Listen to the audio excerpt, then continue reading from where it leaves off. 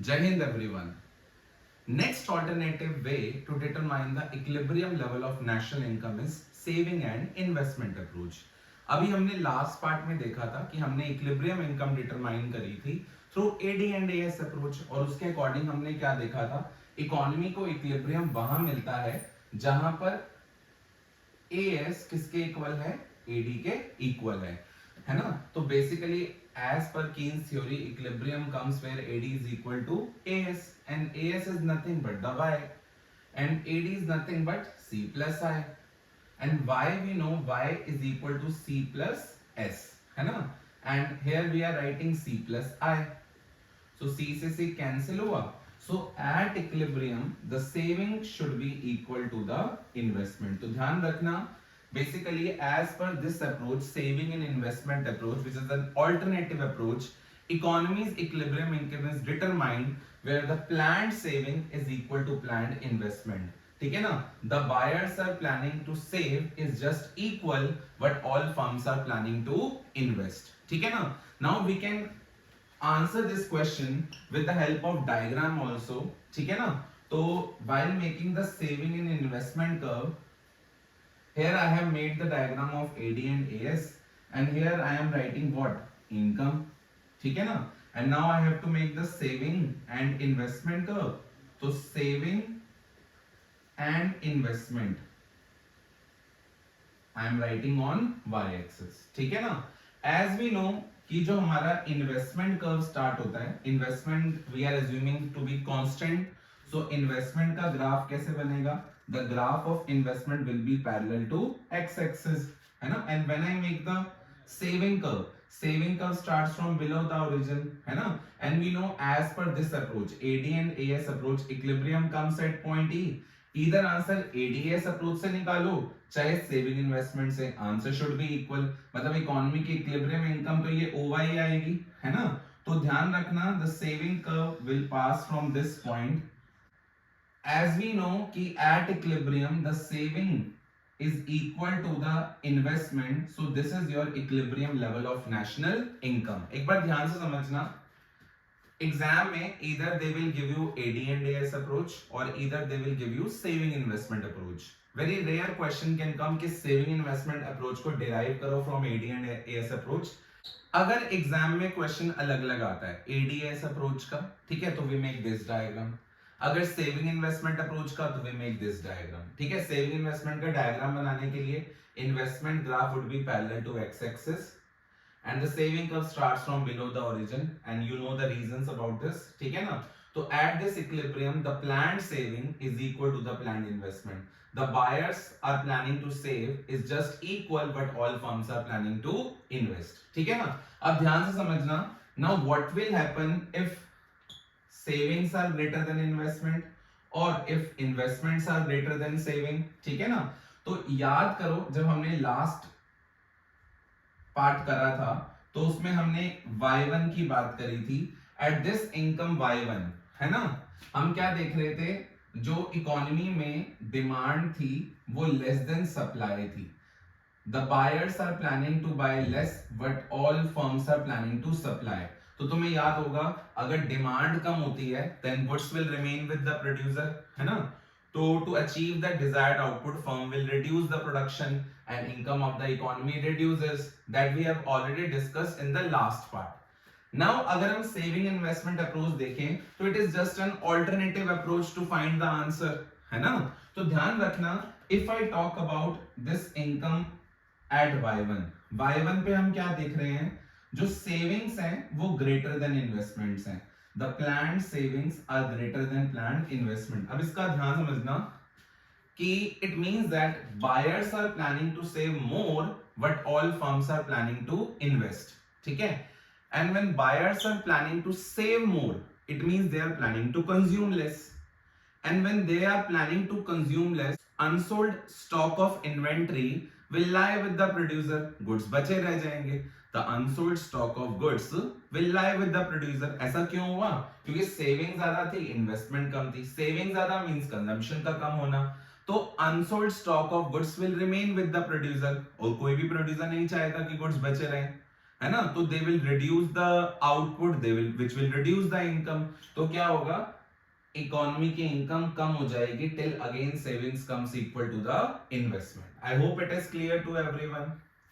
और अगर हम बात करें एट इनकम OY1 की, ठीक है, इस OY2 पे, सॉरी, इस OY2 पे क्या हो रहा था, AD जो था वो ग्रेटर देन AS था। Buyers are planning to buy more but all firms are planning to supply, तो there will be shortage of inventory, है ना। तो to achieve the desired level of output, firm will produce more, which will increase the income, है ना। इसी तरीके से अगर हम यहां देखें add income OY2, add income OY2, investments are more than savings, मतलब savings कम है और investment ज्यादा है, और saving कम होने का मतलब क्या है, there is more consumption, तो we can say that here buyers are planning to save less but all firms are planning to invest, and when the buyers are planning to save less, it means they are planning to consume more, and when they are planning to consume more, then inventory would fall below the desired level. To achieve that desired output, the firm will increase the production, and this will continue till equilibrium comes at point E, where the planned saving is equal to the planned investment. So economy को equilibrium वही मिलता है जहां पे planned saving किसके equal है, planned investment के equal है। अच्छा, now this approach is also known as leakages and injection approach।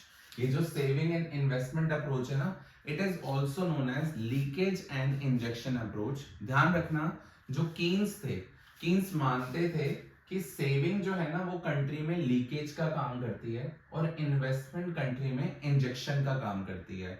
Because माना जाता है जिस कंट्री में सेव ज्यादा होगा उस कंट्री में कंजम्पशन कम होगा, और कंजम्पशन कम होगा तो डिमांड कम होगी, and less demand leads to less production, तो more saving leads to lesser income. तो ध्यान रखना, saving will be considered as a leakage, ठीक है ना।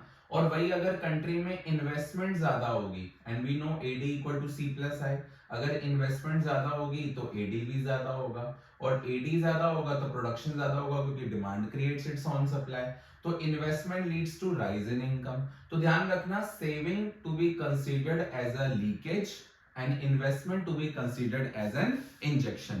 अब सोच के देखो, जिस कंट्री में सेविंग्स ज्यादा है इन्वेस्टमेंट से, planned saving is more than planned investment, buyers are planning to save more than but all firms are planning to invest, तो लीकेजेस ज्यादा है, इंजेक्शंस कम है। तो हम यहाँ क्या देख रहे थे, यहाँ वाले पार्ट में सेविंग ज्यादा थी, इन्वेस्टमेंट कम थी, लीकेजेस ज्यादा है, इंजेक्शंस कम है। अगर लीकेजेस ज्यादा होंगी it will lead to fall in income, और वाइस वर्सा अगर हम इक्विलिब्रियम के लेफ्ट में देखें तो इन्वेस्टमेंट ज्यादा है, सेविंग कम है ना, तो सेविंग्स जो है वो लेस देन इन्वेस्टमेंट्स हैं। अब कंट्री में अगर इन्वेस्टमेंट ज्यादा होगी इट विल, इंजेक्शंस अगर ज्यादा होंगे it will lead to raise the income of the economy, economy की इनकम बढ़ जाएगी। तो ध्यान रखना, this approach is also known as leakages and injection approach। Okay, now when I talk about the schedule of saving and investment approach,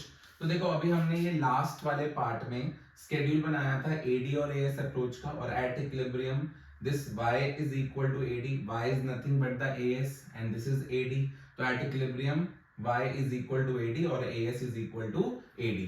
तो अगर मान लो मैं इसी टॉपिक को सेविंग इन्वेस्टमेंट अप्रोच से करता, and I need to calculate savings also, I need to calculate savings। अब देखो how to calculate the savings, savings को निकालने के दो तरीके हैं, either I can deduct consumption from income, consumption को माइनस कर दूं from the income, I will get the saving, और दूसरा तरीका क्या है कि मैं कंजम्पशन फंक्शन से सेविंग फंक्शन की वैल्यू एक्सप्रेस कर दूं, it will be -40 plus 0.2y, है ना, और यहाँ पे मैं y की वैल्यू को अगर पुट करता जाऊंगा तो I will get the saving, 0 put करा तो इट विल कम -40, और इनकम में से कंजम्पशन को माइनस करोगे तो भी -40 आएगा, ठीक है ना, देन -20, देन 0, है ना, then 20, then it is 40, then it is 60, है ना, and then it is last is 80। तो अगर हम ध्यान से देखें एट इक्विलिब्रियम जैसे y is equal to AD, है ना, मतलब AS is equal to AD, हम देख रहे हैं the saving is equal to the investment, है ना। तो एट इक्विलिब्रियम चाहे हम आंसर सेविंग इन्वेस्टमेंट अप्रोच से निकालें तो यहाँ पे एस आई के इक्वल है और हम यहाँ पर एस एडी के इक्वल है। तो ध्यान रखना at equilibrium saving is equal to investment and AD is equal to S. तो this is one alternative way जिसके थ्रू हम स्केड्यूल के थ्रू भी इसको कैलकुलेट कर सकते हैं। एंड अगर हमसे एग्जाम में न्यूमेरिकल आ जाए and they have given you the saving function and investment function, तो we can say that at equilibrium saving is equal to investment, saving investment के इक्वल होती है, मतलब -40 plus 0.2y is equal to 40, है ना। तो 0.2y इज इक्वल टू 80, तो y की वैल्यू क्या आ गई 80 upon 0.2 and the answer comes out to be 400। तो आंसर हमारा 400 है। And after that they can ask for the savings, बताओ कितनी है इस इक्विलिब्रियम इनकम पर, है ना।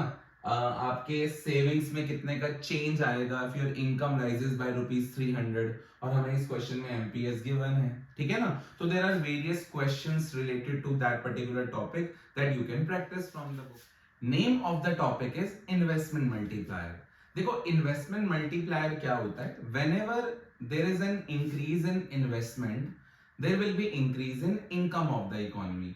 जब जब इकोनॉमी में इन्वेस्टमेंट बढ़ती है ना बेटा, तब तब इकोनॉमी में इनकम भी बढ़ती है, और जो इनकम का चेंज है that is many times the change in the investment. Income का जो चेंज है that is many times the change in the investment.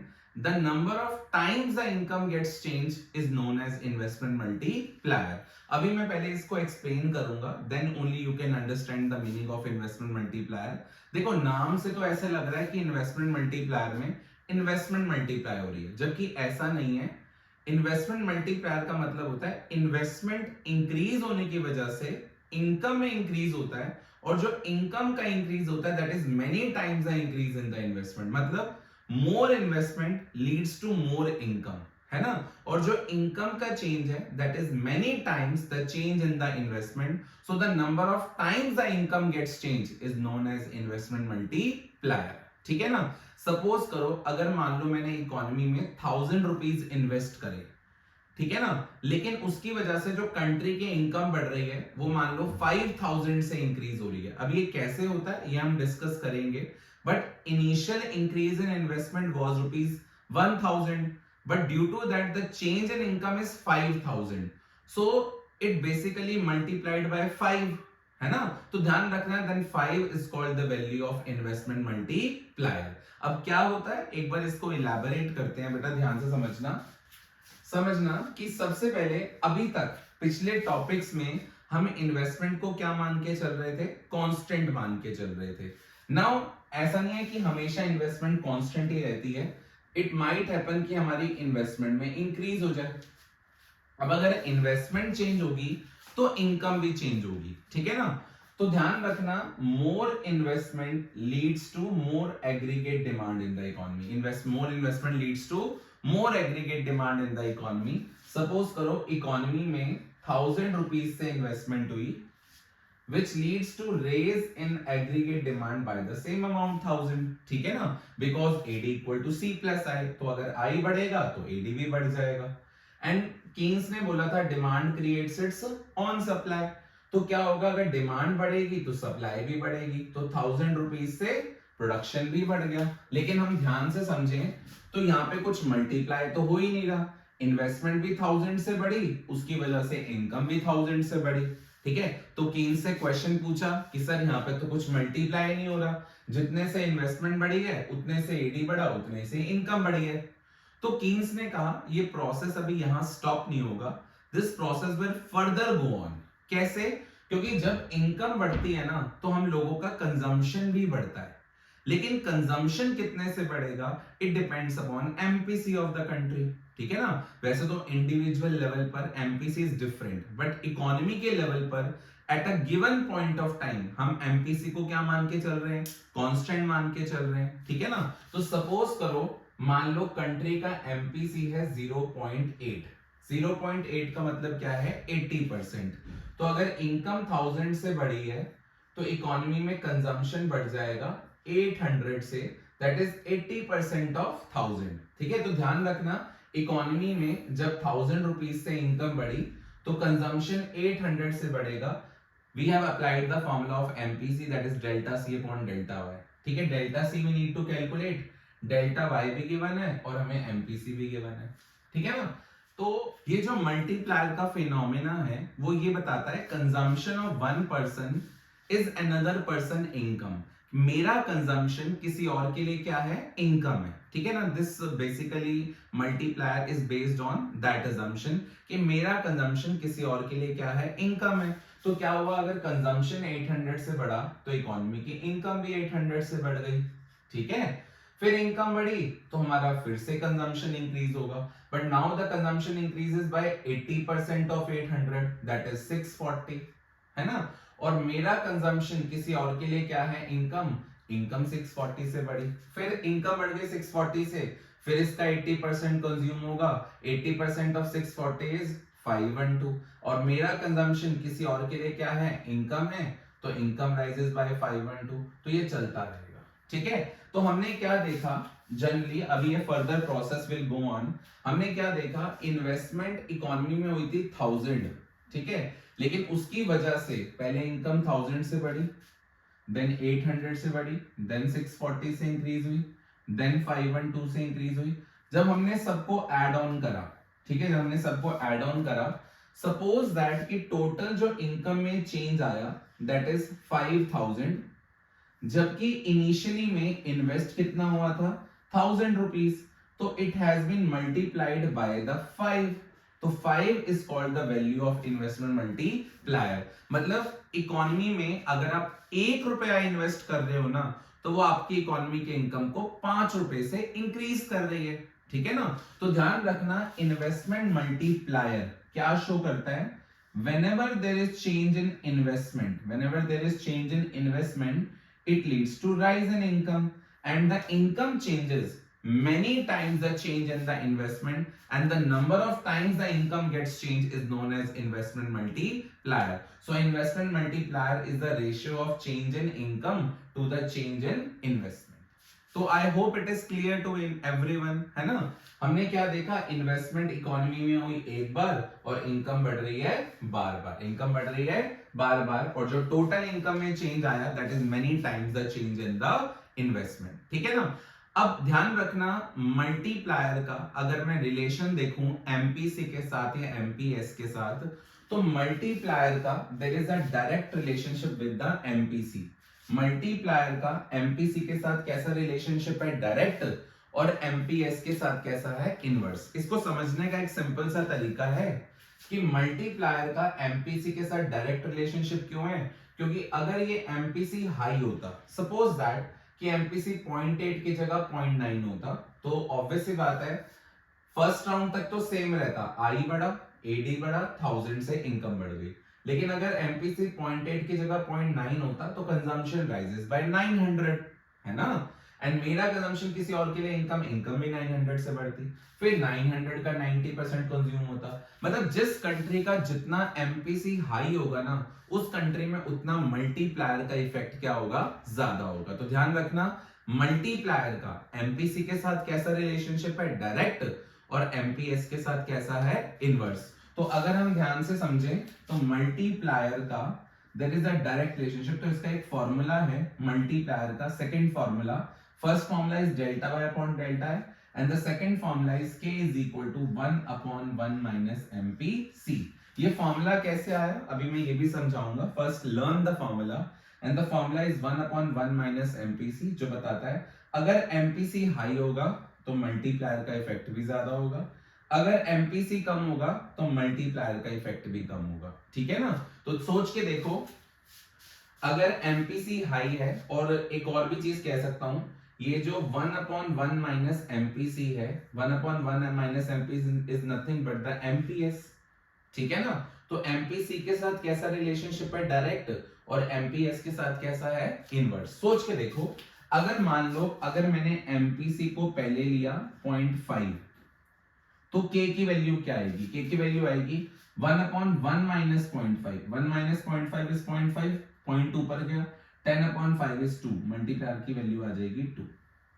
लेकिन अगर एमपीसी की वैल्यू मान लो मैंने ली 0.8, तो 1 माइनस 0.8 इज 0.2, 0.2 पर गया 10/2 is 5, the value of multiplier would be 5।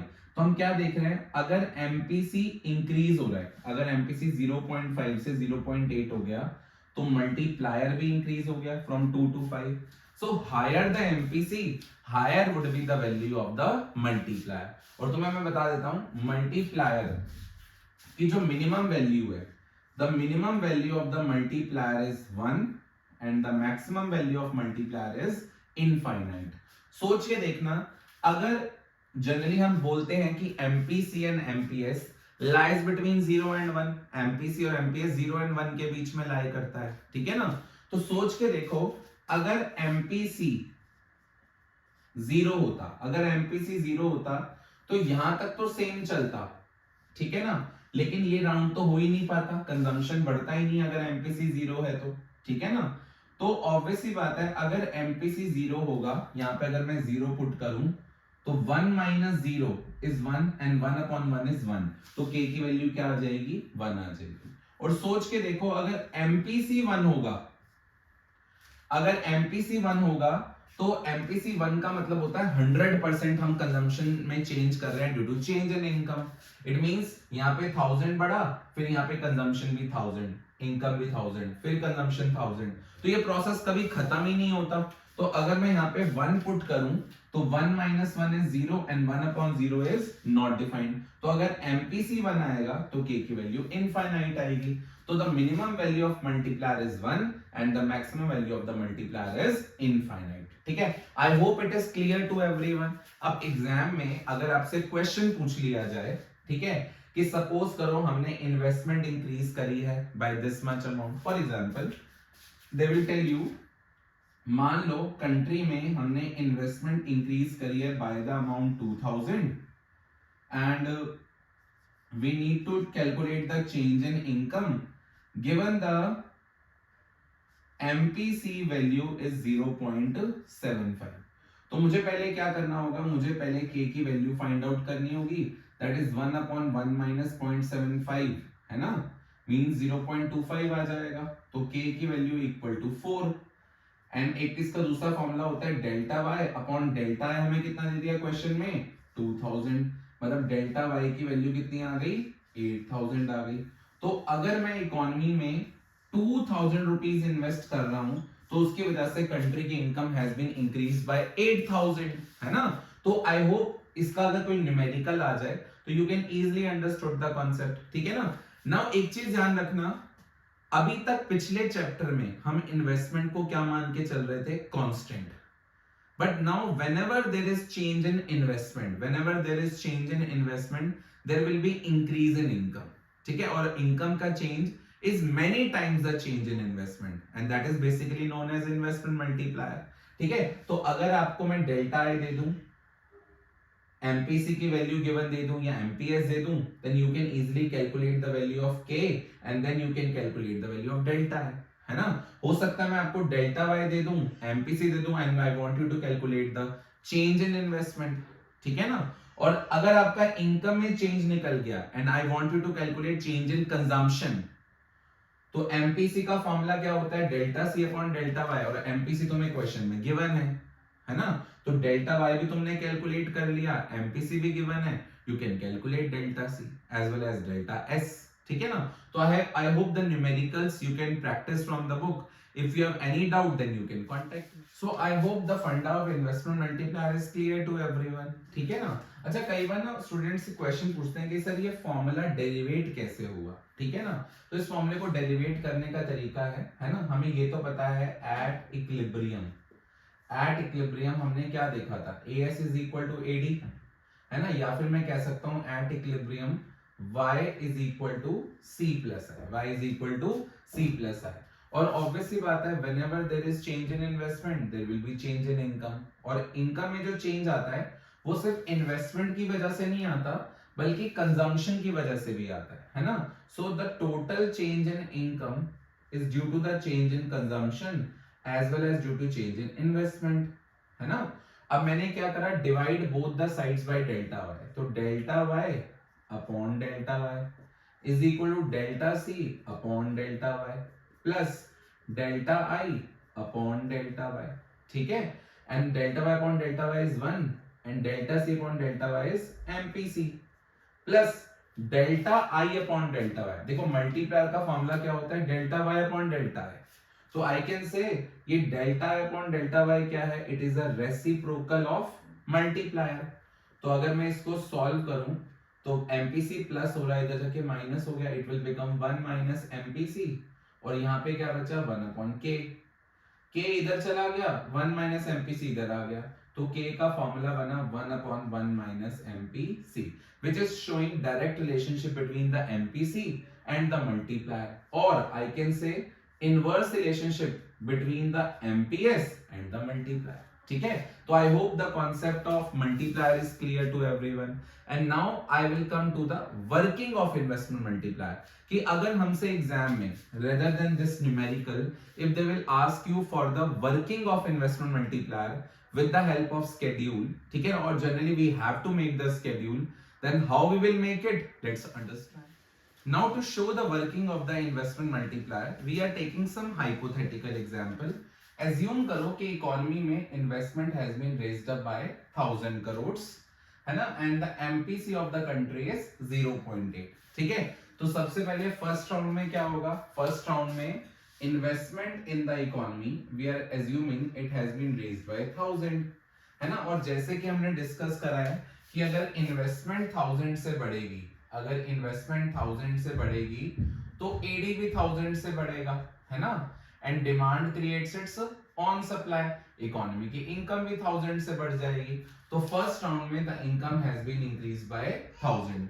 लेकिन ये प्रोसेस अभी यहाँ खत्म नहीं होगा, this process will further go on, because in an economy when income rises by 1000, obvious बात है इनकम बढ़ेगी तो लोग कंजम्पशन भी बढ़ाएंगे, लेकिन कंजम्पशन कितने से बढ़ेगा, it depends upon MPC of the country, and given the value of MPC 0.8, the consumption has been raised up by 800।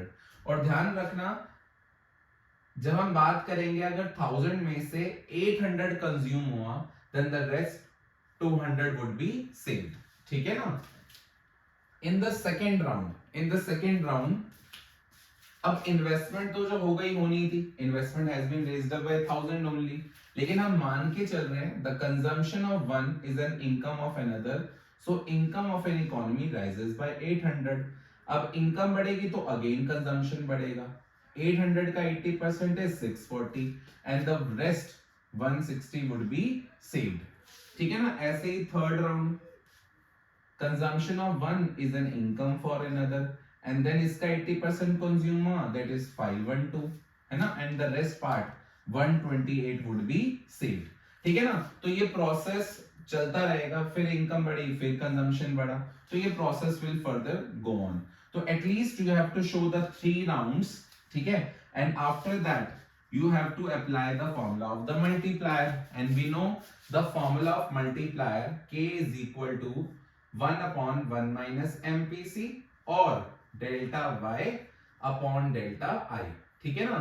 तो k equal to 1 upon 1 minus MPC, MPC in this question is 0.8, तो 1 upon 0.2, the value of multiplier is 5, and 5 is equal to delta y we need to calculate, and investment has been raised up by 1000, so the total change in income would be 5000। तो हमने क्या देखा, investment increase हुई 1000 से and income of the economy rises by 5000, so the value of the multiplier would be 5, and out of that 80% will be consumed, that is 4000, and the rest part would be saved, that is 1000, that is 20% of the 5000। I hope the concept of multiplier and its working is clear to everyone। तो ये आपको working भी show करनी है, ये table भी बनाना है, and then you have to explain, an explanation you can read out from the book also। Name of the topic is diagrammatic presentation of multiplier, ठीक है। वैसे तो देखो काफी रेयर होता है कि एग्जाम में सीबीएसई में हमसे पूछा जाए diagrammatic presentation of investment multiplier, but हाँ अगर बाय चांस एग्जाम में आ जाए, because we can not say that it is not a part of the syllabus, ठीक है ना, yes it is a part of the syllabus. तो एक काम करते हैं, इसकी वर्किंग को एक बार समझ लेते हैं। बहुत ही सिंपल सा कॉन्सेप्ट है। अभी हमने इसको with the help of schedule समझा, and now we are explaining with the help of multiplier. तो I just make the multiplier, और हमें प्रूफ क्या करना है, ध्यान रखना, प्रूफ हमें ये करना है whenever there is change in investment, ठीक है ना, there will be change in income.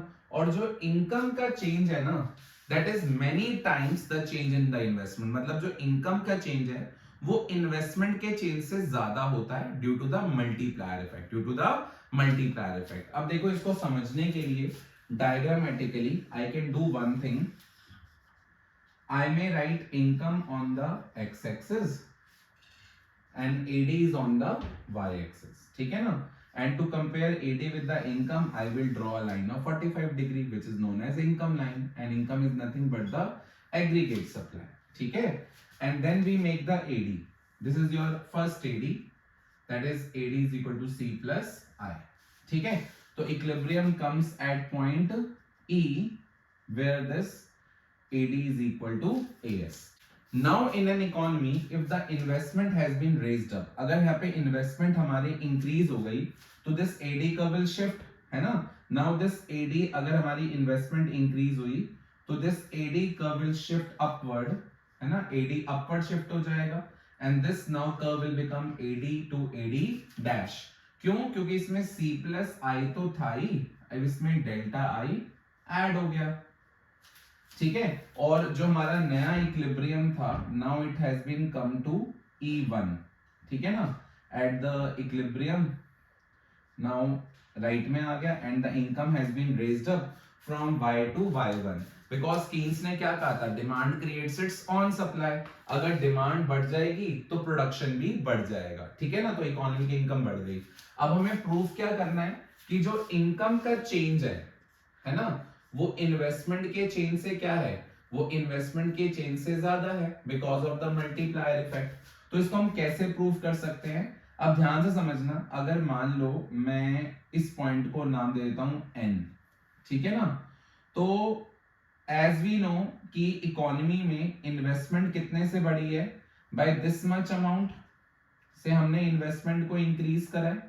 तो इन्वेस्टमेंट का इंक्रीज है, डेल्टा आई है हमारे पास E1N, जबकि हमारी इकोनॉमी की इनकम में जो चेंज आ रहा है वो आ रहा है YY1 का, और YY1 के अगेंस्ट अगर मैं एक पैरेलल लाइन ड्रॉ करूं, ठीक है ना, ये पैरेलल लाइन अगर मैं ड्रॉ करूं, तो आई कैन से इकोनॉमी की इनकम में, ध्यान से समझना, जो इकोनॉमी की इनकम में चेंज है डेल्टा Y का, तो इधर YY1 बोलूं या मैं EM बोलूं, is one of the same thing. Economy की इनकम में चेंज कितने का है, EM का है। और हम क्या देख रहे हैं, ध्यान समझना, ये वही सेम 45 डिग्री पर एक राइट एंगल ट्रायंगल क्रिएट हो रहा है, जिसकी दो साइड्स इक्वल होंगी, कौन कौन सी, परपेंडिकुलर और बेस। तो आई कैन से ये जो E1M है, E1M वो इक्वल होगा किसके, EM के इक्वल होगा। और हम क्या देख रहे हैं, जो EM है E1M के इक्वल है, ये इनकम का चेंज है ना, तो this E1M is the change in income, जबकि इन्वेस्टमेंट सिर्फ कितने से बढ़ी है, E1N से बढ़ी है। तो हमने क्या देखा, जो E1M है that is greater than E1N, तो डेल्टा Y की value that is greater than है डेल्टा I, और यही हमें प्रूफ करना था, ठीक है ना। तो बुक में तो सिंपल उन्होंने ऐसे शो करा कि देखो इन्वेस्टमेंट में इतना चेंज आया और इनकम में इतना आया, और इनकम का चेंज इन्वेस्टमेंट के चेंज से ज्यादा है। इधर you can say it like this, ठीक है ना। लेकिन अगर आप इसकी कंप्लीट एक्सप्लेनेशन चाहते हैं तो वो मैंने यहाँ पर इस तरीके से कर दिया है। बट ध्यान रखना, it is not too much important from the board point of view, क्योंकि बोर्ड में जनरली हमें स्केड्यूल ही बनाने को आता है। But still, if you want to do this question, ठीक है ना, if you want to see how we have answered this question, then you can use this explanation. Now we have to understand few definitions. सबसे पहली definition जो हमारे सामने आती है वो आती है full employment की, ठीक है ना। तो full employment क्या होती है, पहले मैं एक बार तुम्हें definition बता दूं, then I will explain it properly.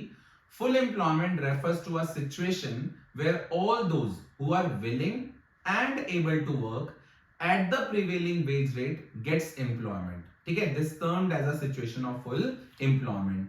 Full employment एक ऐसी situation है जहां पर वो लोग जो काम भी करना चाहते हैं और काम करने के काबिल भी हैं, they are able to work also, gets employment at the prevailing wage rate is termed as a situation of full employment. देखो, सबसे पहले फुल एम्प्लॉयमेंट को समझने के लिए एक चीज समझनी बहुत जरूरी है, that is difference between the population and the labour force.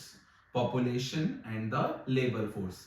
देखो, पॉपुलेशन में सब कुछ आता है, पॉपुलेशन में सब कुछ आता है, उसमें बच्चे भी आते हैं, उसमें एजेड लोग भी आते हैं, ठीक है ना, उसमें वो लोग भी आते हैं जो काम ही नहीं करना चाहते. Population includes everyone. But labour force की अगर बात करें, लेबर फोर्स में सिर्फ वही आता है जो काम करना भी चाहता है और काम करने के काबिल भी है. Those who are willing to work as well as able to work, that become the part of labour force only. ठीक है ना. और ध्यान रखना, जब पूरी की पूरी लेबर फोर्स को, those who are willing to work and able to work at the prevailing wage rate gets employment is termed as a situation of full employment. So I hope the definition of full employment is clear to everyone. Even at the full employment level, two types of unemployment always exist. Even full employment पर भी ना दो type के unemployment exist करती है. ठीक है, लेकिन ध्यान रखना, फुल एम्प्लॉयमेंट के वक्त जो इनवॉलेंट्री अनएम्प्लॉयमेंट होती है वो जीरो होती है. अभी ये क्या है मैं एक बार तुम्हें इलैबोरेट करूंगा, लेकिन ध्यान रखना, even at the full employment ये दो टाइप की अनएम्प्लॉयमेंट एग्जिस्ट करती है. सबसे पहली अनएम्प्लॉयमेंट कौन सी होती है? Frictional unemployment. ठीक है, अब ये फ्रिक्शनल अनएम्प्लॉयमेंट क्या होती है? फ्रिक्शनल अनएम्प्लॉयमेंट ये वो टेम्परेरी अनएम्प्लॉयमेंट होती है जिसमें वर्कर्स एक जॉब छोड़ता है लेकिन दूसरी जॉब को पाने से पहले जो बीच का टाइम गैप होता है जिसके बीच में वो अनएम्प्लॉयड रहता है, this is known as frictional unemployment. और हर कंट्री में ध्यान रखना, फ्रिक्शनल अनएम्प्लॉयमेंट ऑलवेज एग्जिस्ट, है ना. हम देखते हैं कि अगर मान लो मैंने कोई जॉब क्विट करी है, किस लिए? In search of getting a new job, तो ऑब्वियसली बात है बीच में टाइम गैप है, तो जो टेम्परेरी अनएम्प्लॉयमेंट है ना, this is known as frictional unemployment. ठीक है ना. और दूसरी अनएम्प्लॉयमेंट होती है स्ट्रक्चरल अनएम्प्लॉयमेंट. स्ट्रक्चरल अनएम्प्लॉयमेंट क्या होता है? स्ट्रक्चरल अनएम्प्लॉयमेंट क्या होती है? Whenever there is change in the structure of the economy, है ना, there are changes in the economy, तो कई बार एक मिसमैच होता है in the existing skills and the required skills. ठीक है ना. फॉर एग्जाम्पल मान लो इकोनॉमी में कंप्यूटराइजेशन हुआ, ठीक है, तो ऑब्वियसली बात है कितने लोग ऐसे हैं जिनको कंप्यूटर नहीं आता, तो पहले उनको कंप्यूटर लर्न करना पड़ेगा and then only they are able to do that job. तो उसके बीच में जो अनएम्प्लॉयमेंट क्रिएट हुई, ये भी एक तरह की टेम्परेरी अनएम्प्लॉयमेंट है. जब पर्सन वो स्किल को लर्न कर लेगा तो वो भी एम्प्लॉयड हो जाएगा, है ना. तो this type of unemployment is known as structural employment. और ध्यान रखना, at the full employment level this two type of unemployment always exist. That's why in दोनों के कॉम्बिनेशन को हम कहते हैं नेचुरल रेट ऑफ अनएम्प्लॉयमेंट. क्या कहते हैं? Natural rate of unemployment, which is a summation of frictional unemployment and the structural unemployment. ठीक है ना. तो ध्यान रखना, even at the full employment two types of unemployment always exist. लेकिन अभी जो तुम्हारी बुक्स का स्कोप है that is basically stick to the labour force only. तो फुल एम्प्लॉयमेंट की definition remains same. It refers to a situation where all those who are willing to work and able to work at the prevailing wage rate finds employment. ठीक है ना. हाँ, लेकिन एक हम कह सकते हैं, what do you mean by the word involuntary unemployment, क्योंकि यहां पर हम इसको लिंक कर सकते हैं. इनवॉलेंट्री अनएम्प्लॉयमेंट, एक होता है वॉलेंट्री, एक होता है इनवॉलेंट्री. जो अपनी बिना इच्छा के होता है वो इनवॉलेंट्री है, और जो अपनी इच्छा से अनएम्प्लॉयड है वो वॉलेंट्री है. तो involuntary unemployment refers to a situation where those who are willing to work and able to work at the prevailing wage rate do not get work. ये वो सिचुएशन होती है जहां पे कुछ लोग जो काम तो करना चाहते हैं और काम करने के काबिल भी हैं at the prevailing wage rate, but जब उनको काम नहीं मिल पाता, this is termed as a situation of involuntary unemployment. और ध्यान रखना, फुल एम्प्लॉयमेंट के वक्त एट द फुल एम्प्लॉयमेंट जो इनवॉलेंट्री अनएम्प्लॉयमेंट होती है, इनवॉलेंट्री अनएम्प्लॉयमेंट इज 0, क्योंकि ये तो वो सिचुएशन है जहां पे जो लोग काम करना चाहते हैं, काम करने के काबिल भी हैं और सबको काम मिल जाता है, तो इस टाइम पर इनवॉलेंट्री अनएम्प्लॉयमेंट कितनी है, 0 है। ठीक है, I hope the concept is clear to everyone. And voluntary unemployment क्या होती है? पहली बात है, वॉलेंट्री अनएम्प्लॉयड जो लोग हैं ना, they are not the part of labour force, वो लेबर फोर्स का पार्ट ही नहीं है, वो सिर्फ पॉपुलेशन का पार्ट है ना। And voluntary unemployment refer to a situation where those who are not willing to work even though the suitable work is available for them at the existing wage rate। ये वो लोग हैं जो काम करना ही नहीं चाहते at the prevailing wage rate even though the suitable job is available for them। ठीक है, तो ध्यान रखना, during the full employment the involuntary unemployment is 0। हमें यहाँ पर अब एक चीज और समझनी है कि जो कीन्स की थ्योरी थी, ठीक है, short run theory, short run theory में कीन्स ने प्राइस लेवल को क्या माना है, कांस्टेंट माना है। शॉर्ट रन में कीन्स का मानना है there is no change in price, price में कोई चेंज नहीं होता। ठीक है, और इकोनॉमी में जब हम इक्विलिब्रियम की बात कर रहे हैं, ठीक है, वो फुल एम्प्लॉयमेंट पे भी आ सकता है, बिलो द फुल एम्प्लॉयमेंट भी आ सकता है। It all depends upon demand, because demand creates its own supply. लेकिन अब हम now the next topic that we are going to discuss is the concept of inflationary gap and deflationary gap। अभी तक हमने prices को क्या माना था, कांस्टेंट माना था, ठीक है ना, but the price can very in the long run. Now the next topic is inflationary gap and deflationary gap, और उस टॉपिक को समझने के लिए हमें फुल एम्प्लॉयमेंट वर्ड का पता होना बहुत जरूरी है। ठीक है, बिकॉज शॉर्ट रन में तो हमने प्राइसेस को कांस्टेंट माना, बट लॉन्ग रन में प्राइसेस कैन वेरी। ठीक है ना, तो we will start now the concept of inflationary gap and deflationary gap.